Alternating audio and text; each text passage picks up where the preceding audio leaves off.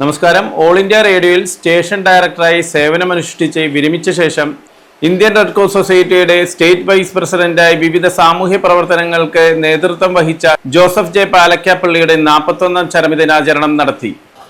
എൻ്റെ പേര് സജിത് ജെ പാലക്കപ്പള്ളി എന്നാണ്. ഞാൻ ജോസഫ് ജെ പാലക്കപ്പള്ളിയുടെ മകനാണ്. ഞങ്ങൾ 3 പേരാണ്. സുനിത ജോസ്, സജിത്ത്, പിന്നെ സിന്ധു ജോസഫ്.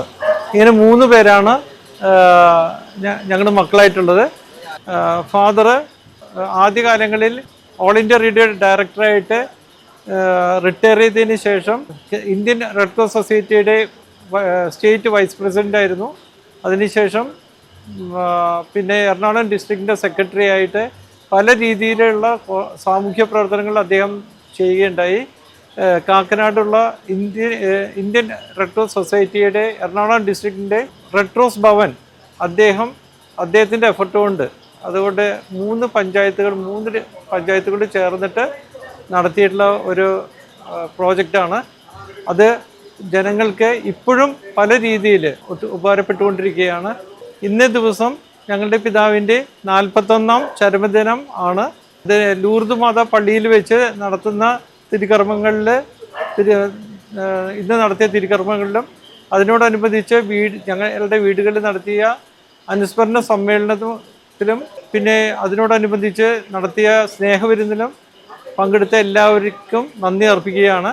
41ാം ചരമദിനത്തിനോടനുബന്ധിച്ചിട്ടുള്ള അനുസ്മരണ സമ്മേളനത്തിൽ മുൻ MP ആയിരുന്നിട്ടുള്ള KV തോമസ്, ഇപ്പോഴത്തെ സ്റ്റേറ്റ് റെപ്രസെൻറ്റേറ്റീവ് ആയിട്ടുള്ള KV തോമസ്, പിന്നെ മുൻ MLA ആയിരുന്ന ബിനു, പിന്നെ സാംസ്കാരിക സാമൂഹ്യ മേഖലയിലെ പല പ്രമുഖരും ഈ യോഗത്തിൽ പങ്കെടുത്തു. ഇതിൽ പങ്കെടുത്ത എല്ലാവർക്കും നന്ദി അർപ്പിക്കുകയും ചെയ്തു. ഞങ്ങളെല്ലാവരും അപ്പൻ്റെ പേരക്കുട്ടികളാണ്. ഞങ്ങൾ പേരക്കുട്ടികൾ ആക്ച്വലി ഭയങ്കര ലക്കിയാണ്. അപ്പൻ്റെ ജീവിതം കണ്ടു വളരാനും അതിൽ നിന്ന് ഒരുപാട് പ്രചോദനം ഞങ്ങൾക്ക് ലഭിച്ചിട്ടുണ്ട്. ഒരുപാട് ഉന്നത സ്ഥാനങ്ങളിൽ, ഉന്നത പദവികളിൽ ഇരുന്ന ഒരു വ്യക്തിയാണ് അപ്പൻ.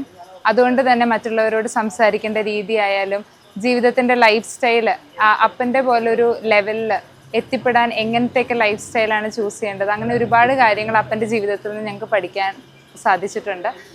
പിന്നെ ഒരുപാട് സ്നേഹസമ്പന്നനും ഞങ്ങളുടെ ലൈഫിൽ നടക്കുന്ന ഓരോ കാര്യങ്ങളെക്കുറിച്ചും അതിൽ വളരെ അതീവ തൽപരനായിരുന്നു അപ്പൻ. അപ്പൻ ഫോൺ വിളിച്ചിട്ടൊക്കെ ഞങ്ങൾക്ക് ഒരുപാട് ഇൻസ്ട്രക്ഷൻസ് തരും. വീട്ടിലാണെങ്കിലും ഒരുപാട് എങ്ങനെ സംസാരിക്കണം, എങ്ങനെ ടൈമിംഗ് മെയിൻറ്റെയിൻ ചെയ്യണം, ഇങ്ങനെ ഒരുപാട് കാര്യങ്ങൾ അപ്പൻ്റെ ജീവിതത്തിൽ നിന്ന് പഠിക്കാൻ സാധിച്ചിട്ടുണ്ട്. പിന്നെ ഒരു ദൈവവചനത്തിൽ, ദൈവഭക്തിയിൽ അടിയുറച്ചൊരു ജീവിതമായിരുന്നു അപ്പനുണ്ടായിരുന്നത്. അത് അപ്പൻ്റെ അവസാന കാലത്തും അപ്പൻ ലാസ്റ്റ് വരെ കോൺഷ്യസ് ആയിരുന്നു. ആ ഒരു ടൈമിലും അപ്പന് ഏറ്റവും വലിയ ശക്തി പ്രാർത്ഥനയായിരുന്നു. അത് ഞങ്ങൾക്ക് കാണാൻ സാധിച്ചിട്ടുണ്ട്. ഞങ്ങളോട് എപ്പോഴും ചിരിച്ചുകൊണ്ടാണ് അപ്പൻ സംസാരിച്ചത്. ഹോസ്പിറ്റൽ ബെഡിൽ കിടക്കുമ്പോൾ പോലും ഞങ്ങൾ വരുമ്പം കൈ ഇങ്ങനെ നീട്ടി ഞങ്ങളെ കെട്ടിപ്പിടിക്കാനാണ് അപ്പൻ എപ്പോഴും നോക്കിയിരുന്നത്. അപ്പൻ ഒരിക്കലും ഞങ്ങളോട് വിഷമിച്ചിട്ടോ അങ്ങനെയൊന്നുമല്ല. നമുക്ക് തന്നെ കാണുമ്പോൾ അപ്പൻ്റെ മുമ്പിൽ ഒരിക്കലും കരയാൻ പറ്റില്ല. കാരണം അപ്പൻ നമ്മളെ എപ്പോഴും ചിരിച്ചിട്ടാണ് ഹോസ്പിറ്റലിൽ പോലും ഞങ്ങൾ സ്വീകരിച്ചുകൊണ്ടിരുന്നത്. 90ാം വയസ്സിലാണ് ഞാൻ ജോസഫ് ഏട്ടനെ കാണുന്നത്.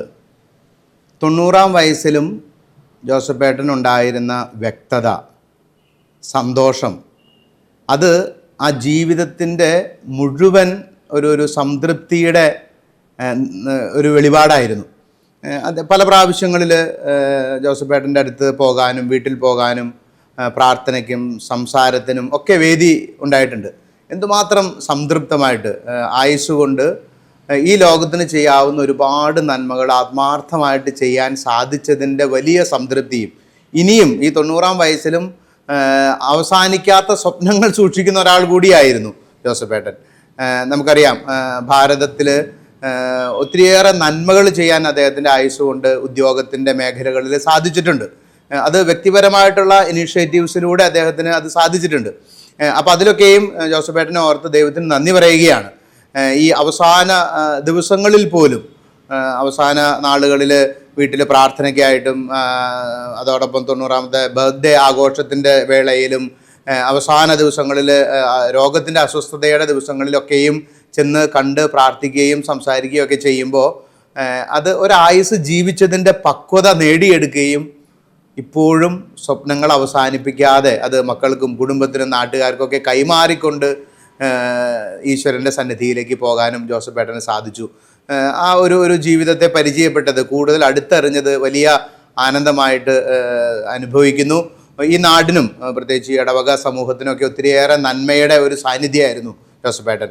അതിനെ ഓർത്ത് ദൈവത്തിന് നന്ദി പറയാണ്. കുടുംബത്തിന് മുന്നോട്ടും ആ വലിയ നന്മയുടെ കെടാവിളക്ക് കാത്തു സൂക്ഷിക്കാൻ സാധിക്കട്ടെ എന്ന് പ്രത്യേകം പ്രാർത്ഥിക്കുകയും ആശംസിക്കുകയും ചെയ്യുന്നു. ഇന്ന് ഡാഡിയുടെ മരിച്ചു കഴിഞ്ഞിട്ട് 40 ദിവസം കഴിഞ്ഞിരിക്കുകയാണ്. അദ്ദേഹത്തിൻ്റെ ഓർമ്മകളോടൊപ്പം തന്നെ അദ്ദേഹം നമുക്കെല്ലാവർക്കും പകർന്നു നൽകിയ മൂല്യങ്ങളും ഇതോടൊപ്പം തന്നെ നമ്മൾ ഓർക്കുകയാണ്. ഞങ്ങളുടെ മക്കളെന്ന നിലയിൽ ഞങ്ങളുടെ കുടുംബകാര്യങ്ങളിലേക്ക് വരുമ്പോൾ ഡാഡിയും മമ്മിയും കുടുംബ പ്രാർത്ഥന എല്ലാ ദിവസവും ചെല്ലണമെന്ന് നിർബന്ധം പിടിക്കുമായിരുന്നു. ആ കുടുംബ പ്രാർത്ഥനയാണ് ഇന്ന് ഞങ്ങളുടെ കുടുംബത്തിൻ്റെ ഈ ഐക്യത്തിൻ്റെ അടിസ്ഥാനമായി കാണുന്നത്. അതുപോലെ തന്നെ ഞങ്ങൾക്ക് പ്രൊഫഷണൽ കോളേജിൽ അഡ്മിഷൻ കിട്ടുമ്പോഴും ഞങ്ങളെല്ലാവർക്കും, അതുപോലെ ജോലി കിട്ടുമ്പോഴൊക്കെ ഞങ്ങളുടെ ചുറ്റും ബന്ധുക്കൾ തന്നെയാണ്. അപ്പോൾ അവിടെ നിന്ന് കാരണവന്മാരോട് ചെന്ന് അനുഗ്രഹം വാങ്ങാനും എന്നും ഡാഡി നിർബന്ധിക്കുമായിരുന്നു. അതെല്ലാം ഇപ്പോൾ വളരെ പ്രാധാന്യമുണ്ടെന്ന് ഞങ്ങളുടെ മക്കളുടെ ഓരോ കാര്യങ്ങൾ വരുമ്പോഴും ഞങ്ങൾ ഓർക്കുകയാണ് ഇതെല്ലാം. അതുപോലെ ഓണമായാലും ജന്മദിനങ്ങളായാലും, പ്രത്യേകിച്ച് ഡാഡിയുടെയും മമ്മിയുടെയും ജന്മദിനങ്ങളാണെങ്കിലും, അതുപോലെ തന്നെ ഏത് പെരുന്നാളുകൾ, അതുപോലെയുള്ള വിശേഷ അവസരങ്ങളിൽ ഞങ്ങളെല്ലാവരും കുടുംബത്തിലെ ഞങ്ങളെല്ലാ അംഗങ്ങളും കഴിയുന്നതും എല്ലാവരും തന്നെ ഒത്തുകൂടി ഞങ്ങൾ ഡാഡിയും മമ്മിയും ഒക്കെ കൂടെ വളരെയധികം ഭക്ഷണം ഒരുമിച്ച് കഴിയുകയും ഉല്ലസിക്കുകയും ചെയ്യുക പതിവായിരുന്നു. ഇപ്പോൾ അതുകൂടാതെ ഡാഡി ലാസ്റ്റ് ദിവസങ്ങളിൽ ആ ഒരു മാസം ഒഴിച്ച് ബാക്കി ഹോസ്പിറ്റലിലൊക്കെ കിടക്കുമ്പം TV ഉള്ള റൂം എപ്പോഴും സെലക്ട് ചെയ്യും. ആ TV ഉള്ള റൂമിൽ കൂടെ ഡാഡി പ്രത്യേകമായിട്ട് കേൾക്കുന്നത് ഈ ന്യൂസുകളാണ്. അതിനെക്കുറിച്ച് എപ്പോഴും അതിൻ്റെ അഭിപ്രായങ്ങൾ പറയലും. അപ്പോൾ ഞാൻ ഓർക്കും ഡാഡിക്ക് ജീവിതത്തോട് എത്ര സ്നേഹമായിരുന്നു ജീവിക്കാനായിട്ട്. നമ്മളോട് എല്ലാവരോടും കൂടെയുള്ള ജീവിതം എപ്പോഴും ഡാഡി ആഗ്രഹിച്ചിരുന്നു. അതുപോലെ ഡാഡി എപ്പോഴും പറയുമായിരുന്നു, നമ്മൾ മറ്റുള്ളവർക്ക് വേണ്ടി നല്ല കാര്യങ്ങൾ ചെയ്യുമ്പോഴാണ് നമുക്ക് സന്തോഷം ഉണ്ടാവുക എന്ന്. ഇങ്ങനെയുള്ളൊരു അപ്പനെ ഞങ്ങൾക്ക് ലഭിച്ചതിൽ ഞങ്ങൾ എന്നും അഭിമാനവും നന്ദിയുള്ളവരാണ്. അദ്ദേഹത്തിന് വേണ്ടി ഒരു പ്രാർത്ഥനയോടെ ഞാൻ അവസാനിപ്പിക്കട്ടെ. ഞങ്ങളുടെ പ്രിയപ്പെട്ട ഡാഡിയുടെ ആത്മാവിന് നിത്യശാന്തിയും നിത്യപ്രകാശവും ലഭിക്കാനും അദ്ദേഹത്തെ ദൈവത്തിൻ്റെ സന്നിധിയിലേക്ക് സ്വീകരിക്കുവാനും ദൈവമിടയാക്കട്ടെ എന്ന് പ്രാർത്ഥിക്കുന്നു. അദ്ദേഹം നടത്തിയിട്ടുള്ള സേവനങ്ങൾ സ്മരിക്കാനും കിട്ടുന്ന ഒരു അസുലഭ സന്ദർഭമായിട്ടാണ് ഞാൻ ഈ അവസരത്തെ കാണുന്നത്. ആകാശവാണിയിൽ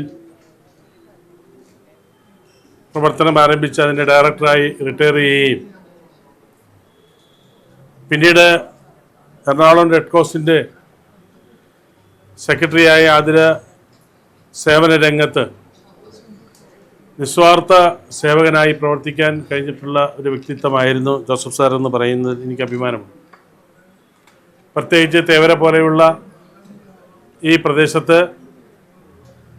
സാമൂഹ്യ രംഗത്ത് എല്ലാവർക്കും ഒരു തുണയായി തണലായി അവരെ ചേർത്ത് പിടിച്ചുകൊണ്ട് മുന്നോട്ട് പോകാനുള്ള ഒരു പ്രവർത്തന മികവ് പലപ്പോഴും ജോസഫ് സാറിന് നമുക്ക് കാണാൻ കഴിയും. നമുക്കറിയാം, നമ്മൾ ഇന്ന് പരസ്പരം അങ്ങോട്ടും ഇങ്ങോട്ടും സംശയത്തോടെ നോക്കുന്ന ഒരു സാമൂഹ്യ അന്തരീക്ഷത്തിലാണ് ജീവിക്കുന്നത്.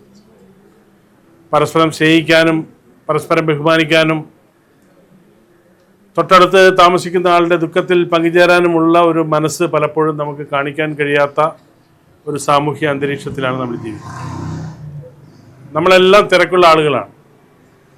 അപ്പോൾ അത്തരമൊരു സാഹചര്യത്തിൽ അതിൽ നിന്നെല്ലാം വ്യത്യസ്തമായി സമൂഹത്തോടും നാടിനോടും അയൽവാസികളോടും പ്രത്യേകിച്ച് സഭയോടുമെല്ലാം ഇഴുകിച്ചേർന്നുകൊണ്ട് പ്രവർത്തിക്കാനുള്ള ഒരു വലിയ മനസ്സായിരുന്നു ജോസഫ് സാറിനുണ്ടായിരുന്നു എന്നുള്ള കാര്യത്തിൽ യാതൊരു സംശയവുമില്ല.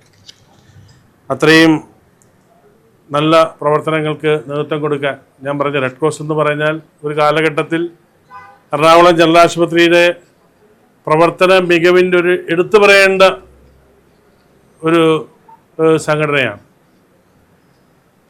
നമ്മുടെ സമൂഹത്തിൽ എന്ത് പ്രയാസങ്ങളും ബുദ്ധിമുട്ടുകളും ഉണ്ടാകുമ്പോഴും അതിൻ്റെ എല്ലാം ഇടപെടൽ റെഡ് ക്രോസിൻ്റെ ഭാഗത്തു നിന്നുണ്ടായിരുന്നു. അപ്പോൾ അതിൻ്റെ ഒരു പ്രധാനപ്പെട്ട സെക്രട്ടറി എന്നുള്ള നിലയിൽ പ്രവർത്തിക്കാൻ കഴിഞ്ഞിട്ടുള്ള വ്യക്തിത്വമായിരുന്നു ജോസഫ് സാർ. അതുകൊണ്ടാണ് ഞാൻ പറഞ്ഞത്, സമൂഹത്തിൽ ചേർത്ത് പിടിക്കേണ്ട ആളുകളെ ചേർത്ത് പിടിച്ച് മുന്നോട്ട് പോകാൻ കഴിഞ്ഞിട്ടുള്ള ഒരു വ്യക്തിയായിരുന്നു ജോസഫ് സാർ എന്ന് പറയുമ്പോൾ അദ്ദേഹത്തെക്കുറിച്ച് നമുക്ക് സ്മരിക്കുമ്പോൾ തീർച്ചയായും അഭിമാനം തോന്നുകയാണ്.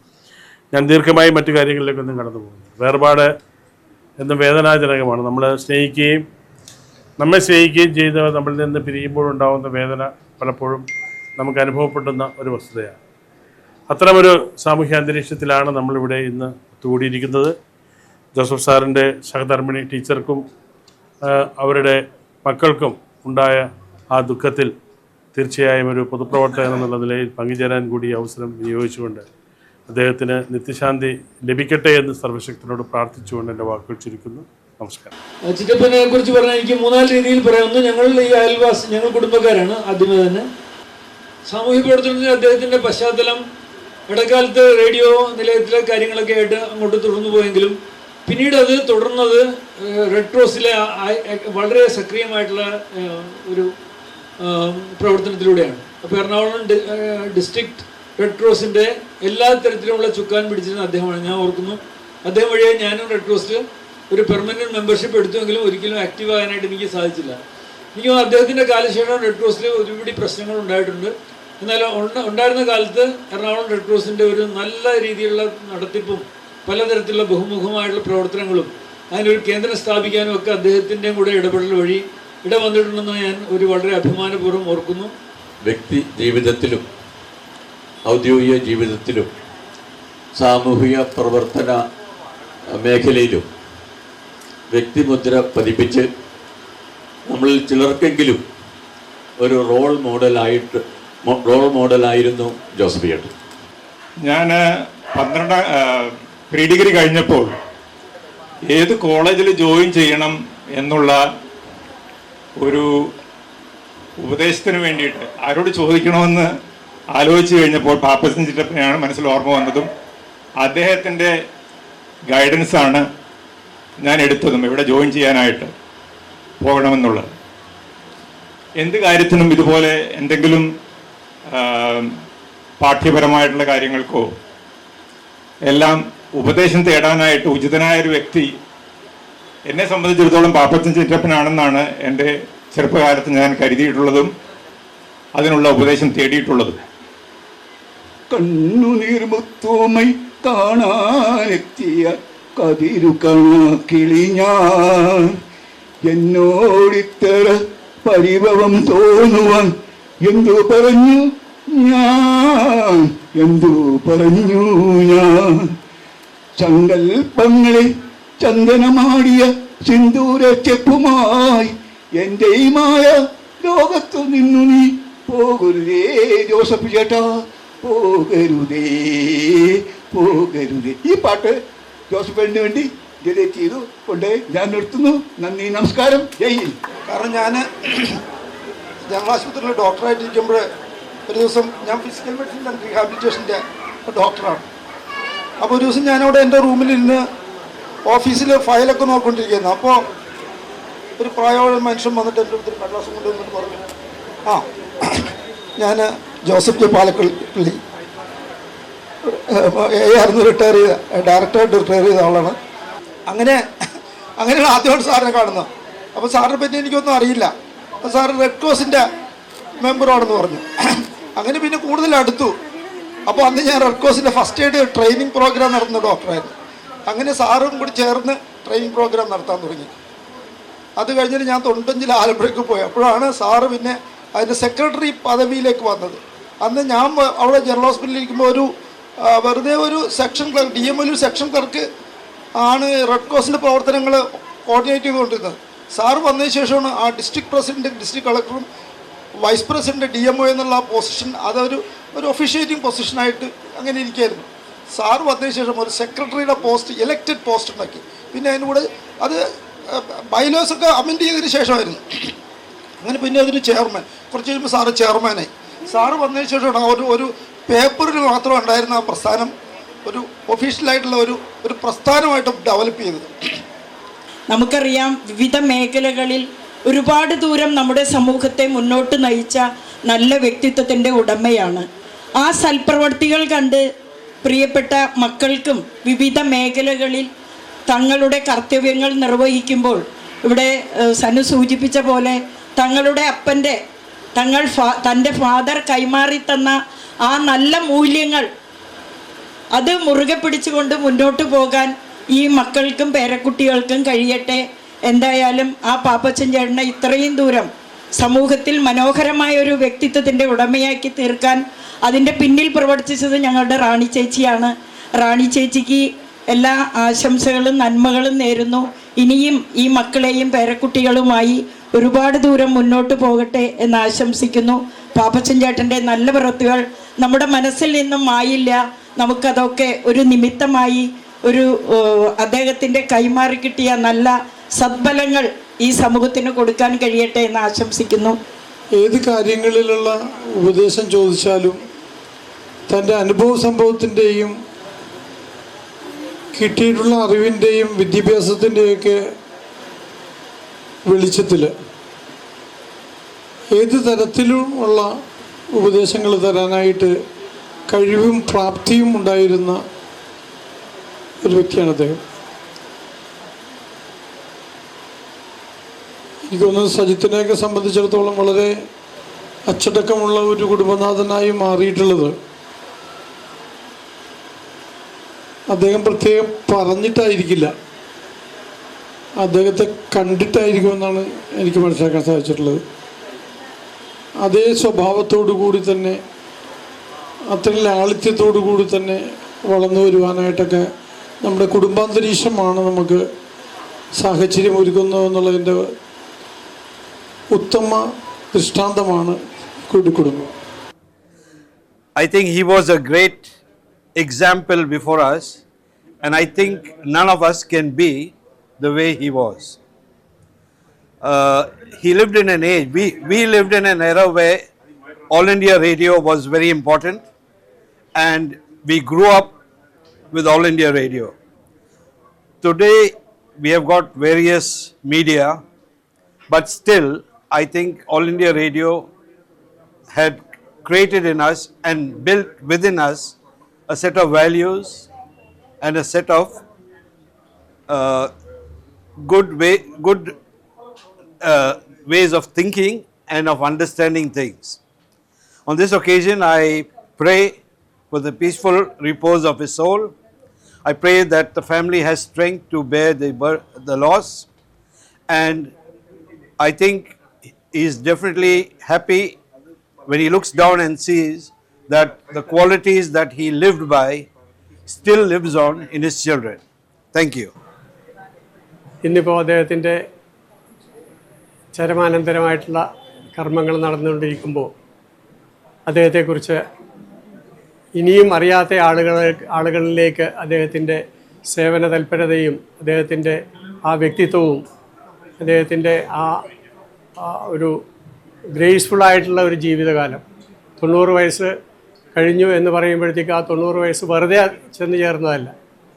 ആ കാലഘട്ടത്തിൽ 90 വയസ്സിൽ ചെയ്യാമായിട്ടുള്ള കാര്യങ്ങളൊക്കെ ചെയ്ത് വളരെ സംതൃപ്തിയോടുകൂടിയാണ് അദ്ദേഹം കാലയവനിക്ക് ഉള്ളിലേക്ക് പോയത്.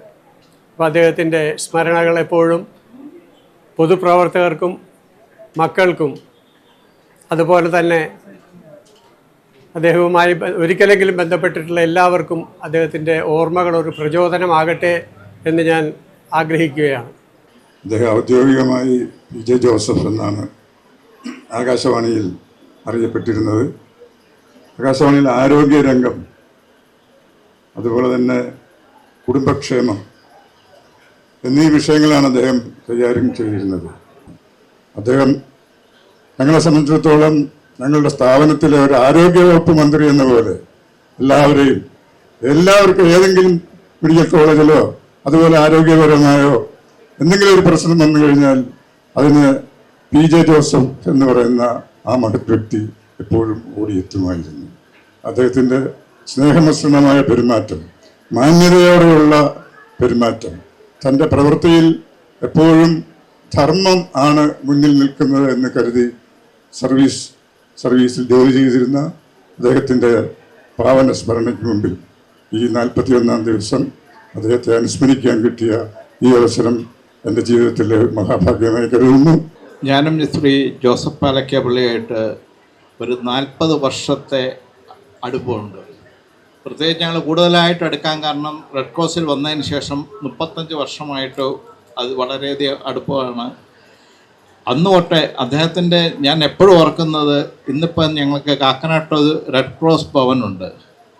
ആ റെഡ് ക്രോസ് ഭവനിൻ്റെ സ്ഥലം തൊട്ട് ആ ബിൽഡിങ് അവിടെ സ്ഥാപിക്കാനായിട്ടും ഏറ്റവും അധികം പരിശ്രമിച്ച ഒരു വ്യക്തികളിൽ അദ്ദേഹം ആണ്. അന്ന് തൊട്ട് ഏത് നേരവും പലപ്പോഴും ആയപ്പോഴും പല പ്രോഗ്രാമായിട്ടും പലരെ മീറ്റ് ചെയ്യാനും ഈ അതിൻ്റെ ലോണിന് വേണ്ടിയും അതിൻ്റെ സാങ്ഷന് വേണ്ടി പലപ്പോഴും കൂടുതലായിട്ട് പോയിട്ടുണ്ടെങ്കിലും ഞാൻ എപ്പോഴും എടുക്കുന്ന ഏതെങ്കിലും എന്നെക്കാൾ പ്രായം കൂടുതലാണെങ്കിലും എങ്കിലും വളരെയധികം കമ്മിറ്റഡാണ്. ഒരു ഉത്തരവാദിത്വമായിട്ട് ഏറ്റെടുക്കുകയാണെങ്കിൽ കമ്മിറ്റഡാണ്. അതുപോലെ വളരെ ഡെഡിക്കേഷൻ. ഇതിൻ്റെ ഒപ്പം തന്നെ റെഡ് ക്രോസ് മാത്രമല്ല, മറ്റുള്ള പല സാമൂഹിക സംഘടനകൾ അദ്ദേഹം പ്രവർത്തിച്ചിട്ടുണ്ടെങ്കിലും ആ പ്രവർത്തന മേഖല ഒരു അലങ്കാരത്തിന് വേണ്ടി മാത്രമായിട്ടല്ല, ആത്മാർത്ഥമായിട്ട് ഡെഡിക്കേറ്റ് ചെയ്യാനായിട്ട് അദ്ദേഹം എപ്പോഴും പ്രവർത്തിച്ചുകൊണ്ടിരിക്കുന്നു. ഞാൻ അതേറിയിപ്പിക്കുന്നില്ല. അദ്ദേഹത്തിൻ്റെ സ്മരണയ്ക്ക് മുമ്പ് ഞാൻ എൻ്റെ ആദരാഞ്ജലികൾ അർപ്പിച്ചുകൊണ്ട് ഞാൻ എൻ്റെ വാക്കുകൾ നിർത്തുന്നു. എൻ്റെ ഫാദറിൻ്റെ മരണം എന്ന് പറഞ്ഞിട്ടുണ്ടെങ്കിൽ ഞാൻ ഇതായിട്ട് പറയുന്നതല്ല, വളരെ ഭാഗ്യമരണം എന്നൊക്കെ നമ്മൾ എപ്പോഴും പ്രാർത്ഥിക്കില്ലേ, അതുപോലത്തെ ഒരു മരണം ആയിട്ടാണ് എനിക്ക് ഫീൽ ചെയ്തത്.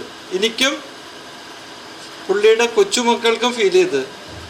നിങ്ങൾ പലരും കണ്ടിട്ടുണ്ടാവും വാട്സാപ്പിൽ കൊച്ചുപിള്ളേ ദിവ്യ എഴുതിയിരിക്കുന്ന ചില കുറിപ്പുകൾ. ആ കുറിപ്പുകളിൽ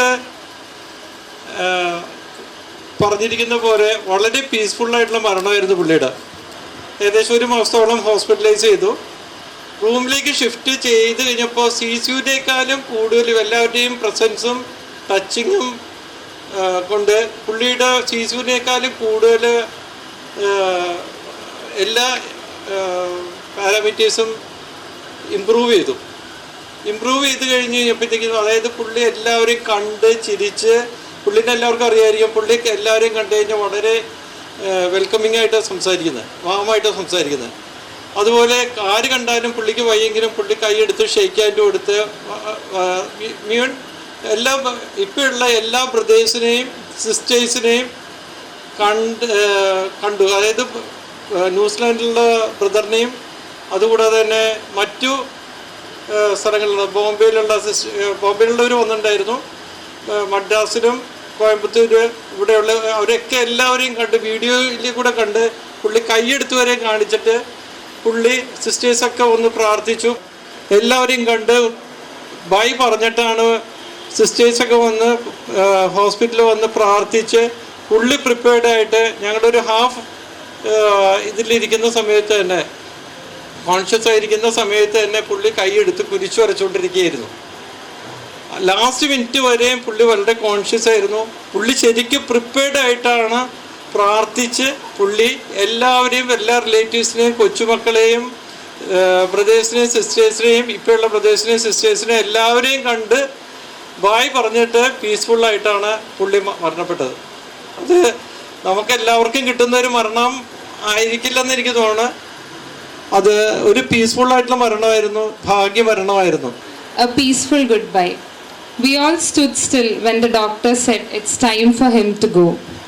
Day by day, while he was struggling in his last stage at the hospital bed, we slowly accepted the reality that it was actually time for him to go. He closed his eyes and listened to all the prayers from his loved ones. While he struggled between breathlessness and body pain, his face was filled with gratitude. He hugged each one of us as we leaned towards him. He penned the names of the doctors who walked with him on this journey, expressing his gratitude to them. He made the sign of the cross with his own hand and waited for God to call him. He would ask us the time when it was 6 p.m. and would fold his hands to pray. Deep down, he was calm in his mind, satisfied in his mind with the life he had lived. We never cried in front of him, since he always smiled at us and opened his hands to embrace us. As always, he was happy to see his wife, his son, his daughters, his grandchildren, and his siblings. On March 8th, while we were around him at the hospital, whispering prayers in his ear, he passed away. A very peaceful death with all the loved ones around him that he had always prayed for. When we looked at the time, it was after 6 p.m. Yes, he was prepared to leave, having completed all his duties, seen his great grandchildren, and lived his 90 years of life to the fullest.